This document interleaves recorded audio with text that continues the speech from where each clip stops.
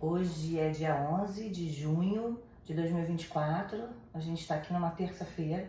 Eu vou tentar gravar esse vídeo para explicar um pouquinho um processo que a gente vai passar no mercado financeiro, tá? Bom, eu vou tentar construir um pensamento com vocês, tá? Quando a gente tá numa empresa fazendo algum planejamento, né? Os executivos se reúnem, a companhia toda se move mais ou menos em outubro até o final de um ano para fazer um planejamento para o próximo ano. Existem várias formas que a gente pode fazer esse planejamento e várias ferramentas de gestão. Uma das ferramentas de gestão, que provavelmente todos vocês já ouviram falar, ou na faculdade, na graduação, ou no MBA, numa pós, enfim, é isso aqui, ó. SWOT, né? O SWOT é uma ferramenta de gestão popular, mas que ajuda muito a gente a mapear os fatores internos e externos de uma companhia, tá? Então, por exemplo, ó, vamos relembrar, tá? Então, aqui são os fatores internos e aqui são os fatores externos, tá? Aqui são os pontos fortes e aqui os pontos fracos, tá? Aqui são as oportunidades e aqui são as ameaças. Então, quando a gente vai fazer um planejamento estratégico, a gente sempre analisa o SWOT naquele momento, porque isso aqui não é estático, é mutável, né? Então, os pontos fortes, as fraquezas, as ameaças, as oportunidades, elas vão se transformando durante o ano, durante o semestre, durante o bimestre, e a gente faz planejamento de curto, médio e longo prazo. Bom, então aqui para a gente relembrar, ponto fraco e ponto forte, que são os fatores internos de uma companhia, de uma empresa, de uma instituição. Ponto forte pode ser a marca, pode ser os colaboradores, né? Então, por exemplo, ponto fraco pode ser a localização, pode ser de repente o produto, enfim, isso aqui eu estou falando de forma genérica. E as oportunidades? Por exemplo, pode ser a mudança de um hábito, alguma coisa externa da companhia, né? As oportunidades pode ser uma tendência, né? Então são fatos que não dependem da gente, estão fora da empresa, fora da companhia. E as ameaças? As ameaças pode ser guerra política, civil, pode ser a gente está agora numa guerra climática, né? Uma guerra climática. Muitas chuvas, falta de chuva em alguns lugares, várias coisas que estão acontecendo na natureza que entram aqui, ó, em ameaças, né? São os problemas climáticos, né? Legislação, então mudança de uma legislação entra aqui também. São coisas que a gente não tem, tá externa na companhia, né? Então, só para a gente lembrar, essa ferramenta de gestão, o SWOT, que a gente analisa esses 4 pontos, os pontos internos e os pontos externos de uma empresa, tá? E agora vocês vão entender por que é importante, o que a gente está pensando, como que a gente utiliza essa ferramenta no planejamento estratégico.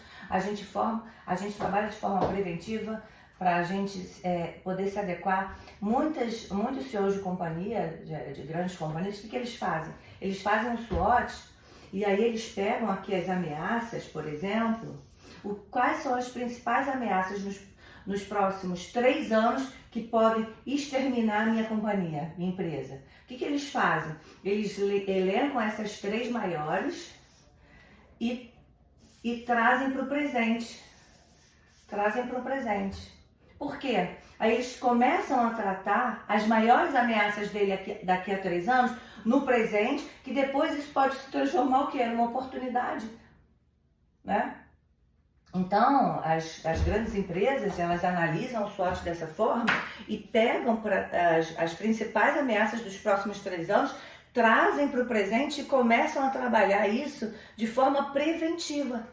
Olha que bacana a gente saber trabalhar uma ferramenta, a gente olhar aqui agora, pensando lá no futuro, né? Então, começa a tratar um problema agora que pode acabar com a minha companhia há 3 anos. Daqui a 3 anos. Bom, isso é para a gente tentar entender e construir um pensamento. Eu penso o seguinte, ó. Sempre que a gente entende um porquê, tudo fica mais fácil, não é verdade? Então, quando eu entendo uma mudança de rota, o motivo, o porquê, o que aquilo vai afetar, eu compro a ideia e aí fica muito mais fácil a ação, fica muito mais fácil trabalhar. Bom, então analisando isso tudo que a gente falou de uma ferramenta de gestão, como que a gente trabalha essa ferramenta de gestão num planejamento estratégico, eu quero mostrar para vocês o que está por vir, tá? Bom, lembra que eu falei para vocês, lá nas ameaças, a gente tem problemas climáticos que atrapalham, visto agora o que aconteceu no Rio Grande do Sul, né? Visto o que aconteceu na sede, em todo Porto Alegre, em todo o território, enfim, lamentável tudo isso. Além desse problema climático, uma coisa muito grande que afeta qualquer segmento é a legislação, é a lei, né? Então, a gente vai ter agora, a partir de 2025, esse nominho aqui, ó, IRFS9. O que é isso, Fabi? É uma legislação, uma norma internacional que regulamentam as instituições financeiras, que o Banco Central tem estudado isso durante anos e vai implementar dia 1 de 2025. Tá? E o que vai afetar no nosso segmento? Fabi, o que pode acontecer? Então a gente trabalha, a gente entrega. E o que mais machuca a gente? Alguém lembra? Vou dar uma dica, hein? Isso aqui, ó. O P de provisionamento. Né? Isso não machuca muito a gente? Então a gente às vezes entrega mais do que foi planejado, mas se eu não cuidar dessa palavrinha aqui do provisionamento, todo o nosso resultado ele vai pro ralo, não é verdade? E a IRFS9, ela impacta diretamente no provisionamento. Como isso é calculado, como isso vai ser visto, como a legislação vai mudar o nosso conceito. Então, eu vou falar para vocês, lembra aqui comigo, tá? Como que é o nosso provisionamento nos dias de hoje? Alguém lembra? Tá, vou relembrar. Então, nos dias de hoje, a gente trabalha o provisionamento em cima do indivíduo, tá? Indivíduo, que é o CPF ou CNPJ. Todo mundo lembra? Ah, entendi, lembrei. Bom, beleza. E como a gente coloca isso em numerologia? Hoje em dia a gente trabalha com as classificações de rate. A A me provisiona quanto? 0. A me provisiona 0,5. B me provisiona 1. C, 3. Pá. Até chegar a H, que me provisiona 100% daquela operação que a gente emprestou. Ou para o CPF ou para o CNPJ. Então aqui, o nosso provisionamento, ele é em cima do individual, do CPF e CNPJ, através de uma classificação de rating, que é analisado através de vários itens no Sistema Financeiro Nacional. Aqui, por exemplo, a gente tem o score da Unicred, do Serasa, do Boa Vista. A gente tem o sistema financeiro, que dão vários índices, se o cliente pagou com atraso, se ele ficou em AD. Então, o sistema, ele calcula, de acordo com a nossa modelagem, com a classificação que o cliente tem aqui. Bom, então, digamos a Fabi, que vai pegar 100 mil reais e a classificação dela está dando em B. Quanto que eu vou provisionar? 100 mil reais.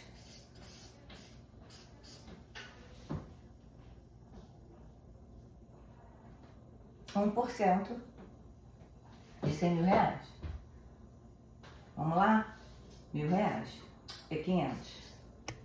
R$ 1.000. É R$ 1.000. Se fosse A, eu ia provisionar R$ 500. Beleza? Então hoje essa é a regra do jogo, tá? A gente analisa o CPF, o CNPJ de forma individual através de uma classificação. Com toda uma modelagem vai classificar o CNPJ ou o CPF, se ele é A, se ele é A, se ele é B, se ele é C, ok? Entendi, é verdade, funciona assim. Isso é o modelo atual, tá? Fabi, e como vai funcionar a IRFS9?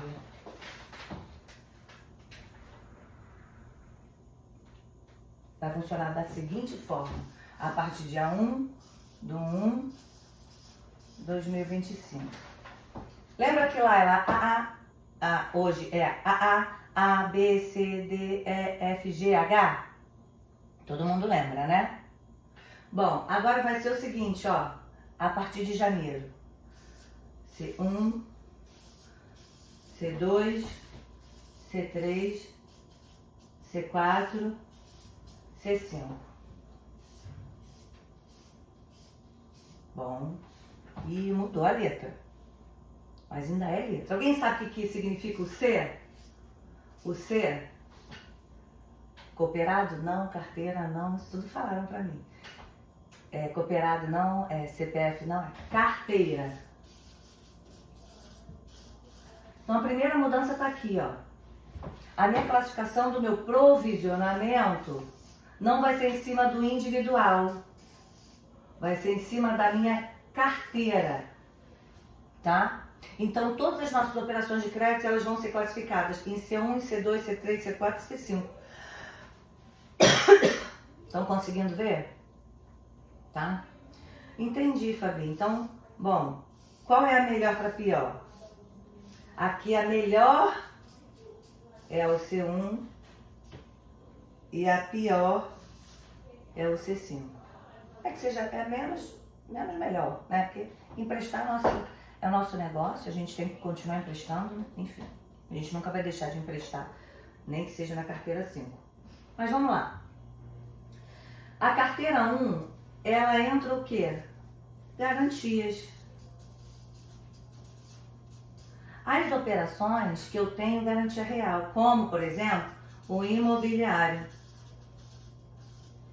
Tá? Aqui, de cara, é a minha melhor carteira. Eu vou provisionar 1,4%. A minha melhor carteira vai me provisionar mais do que aquela operação lá em B, lembra? Que me provisionava 1. Tá?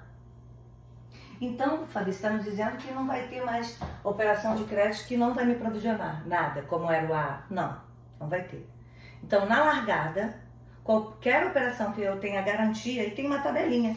Depois eu passo para vocês a tabelinha e a legislação, né, IRFS 9, e um artigo que foi muito bem escrito, até para um consultor que está trabalhando pela OBR, e ele explica melhor. Aí tem uma tabelinha, vocês vão conseguir entender e analisando melhor. Então já digo para vocês que não existe mais operação que não provisiona o A, tá? De largada já me provisiona 1,4. E o C2, Fabi? O C2 são as garantias de quê? De auto, por exemplo. Tá? E que me provisiona o quê? 1,4. Isso, gente, me provisiona 1,4 se eu estiver em dia. Em dia. Me provisiona, nos provisiona 1,4 com garantia imobiliária, com garantia de auto, com garantia de aplicação, 1,4 em dia. Calma aí, Fabi. E no atraso? No atraso tem uma tabela. O C1, se ele atrasa 15 dias, de 15 a 30, ele me provisiona 3,5. Atraso de 15 a 30 dias. Sabe aquele descasamento de fluxo de caixa? Que o cara botou a parcela para dia 10, mas ele recebe dia 30, no último dia do mês? Ou então se ele botou a parcela para o dia 20 e ele recebe no dia 1º, no primeiro dia útil do mês, ele torrou, só vai pagar no próximo pagamento? Mas, Fabi, mas ele paga. Mas aí vai penalizar a gente em 3,5. Entendeu? Então, Fabi, você tá me falando, vamos mudar de cor aqui, que as nossas melhores carteiras é C1 e C2, com garantia imobiliária, garantia de auto, garantia de aplicação, já na largada me provisiona em dia 1,4, e se ele atrasa 15 dias ele me provisiona 3,5, é isso? É isso. É isso mesmo. Tá? Então a gente precisa só entender a regra do jogo pra gente trabalhar. Só. A gente entendendo, a gente vai adequar as nossas estratégias para poder a gente encarar. Bom, C3, C4, aí entra direitos creditórios, aí entra desconto de duplicata. E o C5, Fabi? E o C5? O que entra aí que a gente está curioso? O C5 entra o quê? Crédito pessoal, capital de giro, novidade, hein? Rotativo. O que é esse rotativo aqui? Cheque especial, conta garantida, limite disponibilizado, não é só utilizado. Então a gente vai começar a provisionar em cima de cheque especial, conta garantida, limite disponível, não é utilizado. O que mais? Cartão de crédito. A gente vai começar a provisionar sobre limite disponível de cartão de crédito. Olha isso. Então a gente vai ter que adequar. Sabe aqueles limites absurdos que o cliente não usa? Até por segurança, né? A gente vai ter que adequar esses limites porque a gente vai provisionar. Sabe quanto aqui, gente? Estando em dia, pegar o azul aqui, ó. A gente vai provisionar na largada 1,9 se eles estiverem em dia.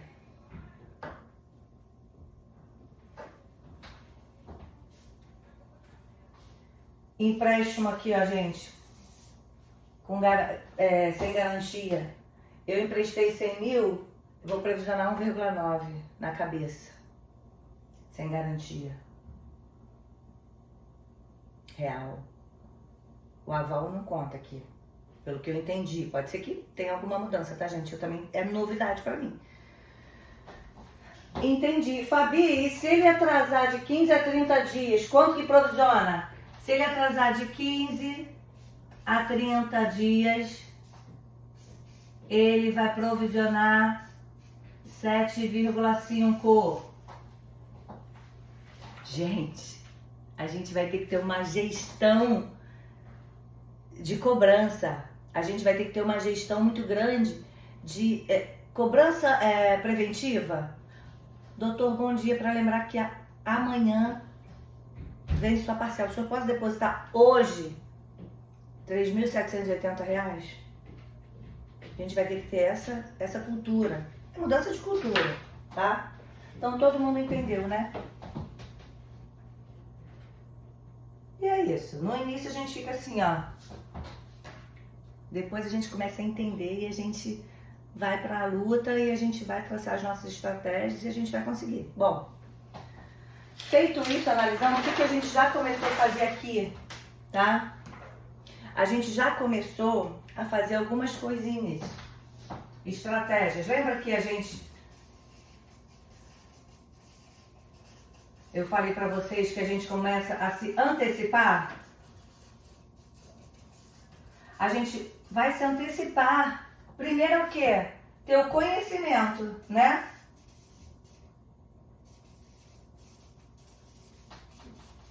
E depois a gente vai agir. Aqui a gente está, ó, nessa fase aqui. E algumas singulares estão aqui. O que a gente vai estar fazendo? Primeiro, tomando algumas medidas pra gente até entender quando virar a chave, né? A gente tá aqui, ó, dando uma segurada no pré-aprovado. Pré-aprovado disponível vai ser só com aplicação. Isso aqui, tá? Esse eu acho que nem tem. Tá? Segundo, empréstimo careca, clean, a gente chama de CP, né? Crédito pessoal clean, careca, são sem garantias. A gente vai por CPF chegar até 100k, 100 mil, prazo máximo de 24 meses, tá?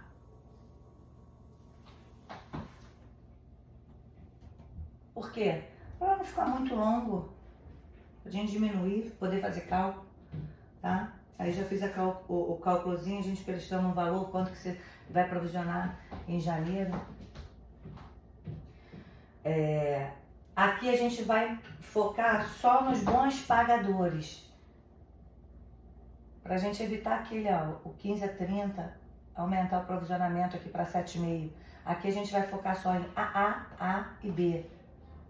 Porque a gente sabe que esses caras, eles têm uma classificação melhor de risco, então a gente, no clean, no careca, a gente vai bloquear para C, até 100 mil por CPF em 24 meses, tá bom? Só para cara A e B. Aquele cara que a tendência de dar calote é menor, tá? E aqui, outra estratégia que a gente está se antecipando. A gente vai revisitar os limites de cheque especial, né? Os rotativos e cartão. O que a gente vai fazer? A gente vai analisar cada caso e a gente vai deixar o dobro da média utilizada. Por exemplo, vamos dizer que a Fabi tem uma média de usados. O meu limite de cheque especial é 50 mil e minha média de utilização é 5 mil reais. A gente vai deixar um limite para ela de 10 e vai adequar o limite ao que ela utiliza com uma margem de segurança. A gente vai fazer isso para cartão e cheque especial. Fabi, mas vai ter cliente que vai chiar. Primeiro, gente, a gente vai ter que explicar porque é para a própria segurança dele, né? Hoje, todos os dias a gente vê alguém sequestrado, fraude, uma dor de cabeça danada. Então, se o cliente precisar fazer uma compra, a gente altera o limite. Mas não faz sentido ele ter um limite de 50 a 100 mil se ele utiliza uma média de 2, 3, 4, 5 mil. A gente adequa se precisar, mas neste momento a gente vai deixar disponível o dobro da média de utilização do cliente, tá bom? Então essas são as ações preventivas que a gente está utilizando já para se programar para a rodada de chave que vai ser 1 de 2025. Bom, pessoal, é isso. A gente está estudando, entendendo. Qualquer novidade eu venho passar para vocês. Foi a forma que eu tive para poder falar com todo mundo, ter um videozinho para poder a gente relembrar e falar. Eu gosto muito de dar aula, fazer essas coisinhas, porque eu estudo também. A melhor forma de estudar é você se preparar para ensinar para alguém, né? Então é isso, obrigada, bom dia, temos a semana inteira pela frente, vamos lá. Beijo!